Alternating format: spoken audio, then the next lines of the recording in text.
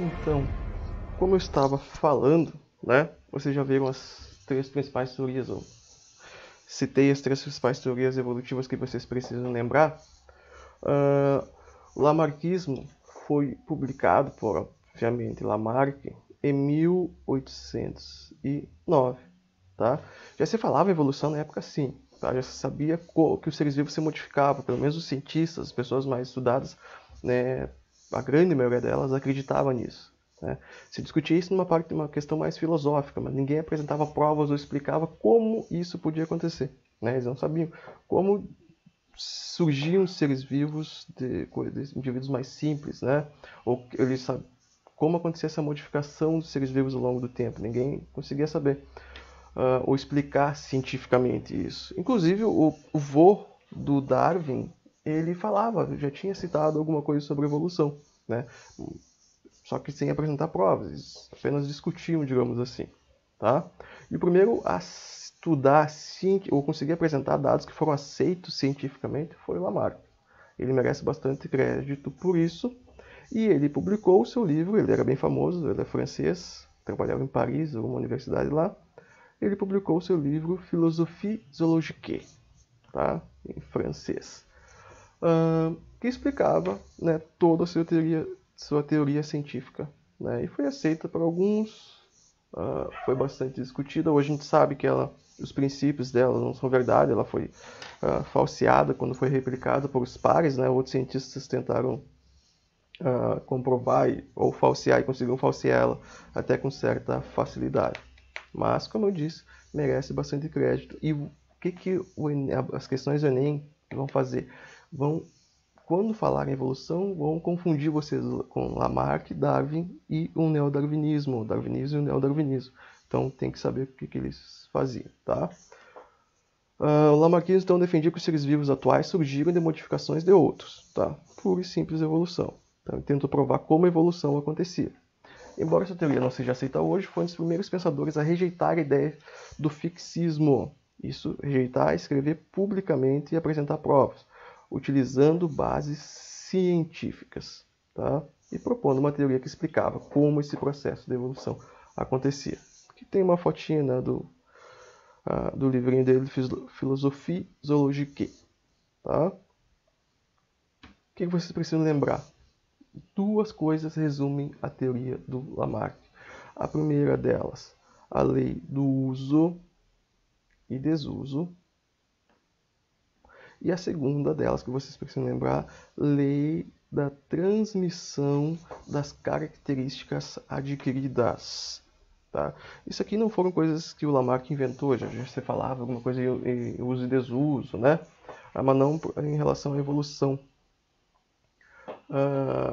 Mas são os dois princípios, dois pilares da teoria evolutiva de Lamarck, lei do uso e desuso e lei de transmissão de características adquiridas. Então vocês precisam lembrar disso, tá? A partir de agora, Lamarck é igual a uso e desuso e lei de transmissão de características adquiridas. O que significa uso e desuso?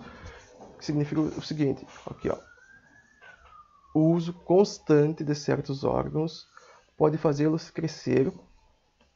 Então, o uso de certos órgãos pode fazê-lo crescer ou se desenvolver. Inversamente, o desuso, ou seja, deixar de usar, pode pegar. Deixa eu colocar o marcador de tempo, que eu me esqueci. Pode pegar e fazer com que eles regridam. Seria mais ou menos o seguinte, que não está errado. Se vocês usarem o braço, malharem, digamos assim, o braço vai ficar maior. Se vocês deixarem de usar, pararem de malhar, ele vai regredir, né? Seria basicamente isso, né? Portanto, algumas coisas que ele falava eram meio absurdas, a gente vai ver depois, mas basicamente isso. Então, se eu usar um órgão, ele vai se desenvolver mais. Se eu não usar o órgão, ele vai se desenvolver menos, tá? E a segunda coisa, a lei da transmissão das características adquiridas diz o quê? Diz que as características seriam transmitidas à descendência ao longo das gerações. Ou seja, o que a própria lei diz, que as características são transmitidas. Então, que as características são transmitidas aos descendentes. Ou seja, se eu usar demais o braço, né, eu vou conseguir transmitir essa característica para o meu filho, né? Se eu jogar, criar uma habilidade, alguma coisa, eu vou conseguir transmitir essa característica para o filho. E aí tá o problema, né? A grande falha. O uso e desuso a gente sabe que pode acontecer, mas esse uso e desuso é transmitido aos descendentes? O que eu adquiri, eu vou transmitir aos descendentes? Se eu colocar um piercing, né, eu vou ficar com um furo, um brinco na orelha, alguma coisa assim, eu vou ficar com um furo na orelha, se eu colocar um piercing, um anel, que sei o que, no nariz, essa característica vai ser transmitida aos meus descendentes? Não. Tá? Essa foi a falha do Lamarck ao tentar explicar a evolução. Tá? Ele falhou nesse sentido. Mas alguns cientistas acreditaram na época, né? Foi uma teoria aceita, foi bastante discutido. Né? Mas a gente sabe que isso não é verdade. O que Lamarck dizia, então? Que o ambiente causa as transformações. Isso aqui é importante para a gente comparar depois com Darwin. Tá? Outros exemplos do Lamarck. Você já deve ter escutado falar nas mulheres girafas, né? Nas mulheres aquelas que colocam... pesquisa na internet, não conhece. Colocam anéis no pescoço e vão ficando com o pescoço maior. Né? Pesquisem aí, caso vocês não saibam. O que acontece? Se a lei... Então, ou seja, elas estão usando o pescoço para determinar coisa, né? E o pescoço vai crescer. Se a lei da transmissão das características adquiridas fosse verdadeira, o que iria acontecer? As filhas também nasceriam já com o pescoço comprido. É isso que acontece? Não, a gente sabe que não. Né? Inclusive, uma das coisas que foi usada para refutar a teoria do Lamarck, eles pegaram ratos ou algum outro animalzinho e cortaram o rabo. Né? Se a lei da transmissão das características adquiridas fosse verdade, o que aconteceria com os ratos que nasceriam, os próximos a nascer os seus descendentes, os ratinhos nasceriam sem rabo. Mas isso não acontecia. Cortaram por geração em geração o rabo de todos os ratinhos e colocavam para cruzar. Todos os ratos nasciam ainda com rabo. Né? Por que a gente sabe hoje isso? Que a informação genética determina como vai ser um indivíduo, como são as características do indivíduo, ela está presente nas células, mas o que vai passar a informação para os descendentes são os gametas, os óvulos e os espermatozoides. Se cortaram o rabo do rato, mudaram o óvulo e o espermatozoide, não. A informação estava, continua lá. Tá? Então, essa, digamos assim, foi a falha que o Lamarck teve ao tentar explicar. Né? Alguns exemplos aqui. As aves aquáticas teriam se tornado pernaltas, ou seja, com as pernas mais altas, devido ao esforço para esticar as pernas para andar na água, sem molhar as pernas. Ou seja, as aves foram esticando, né, as patas porque precisavam, e essa informação foi passando de geração em geração. Isso é um fato? Não. Né? O mesmo exemplo a gente poderia usar com as girafas. Se não me engano, até o pessoal gosta de usar bastante girafas.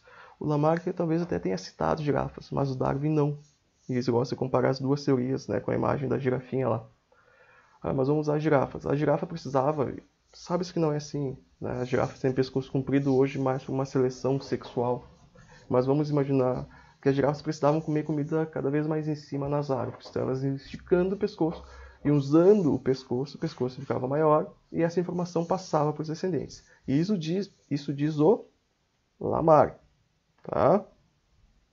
A gente sabe que não é verdade.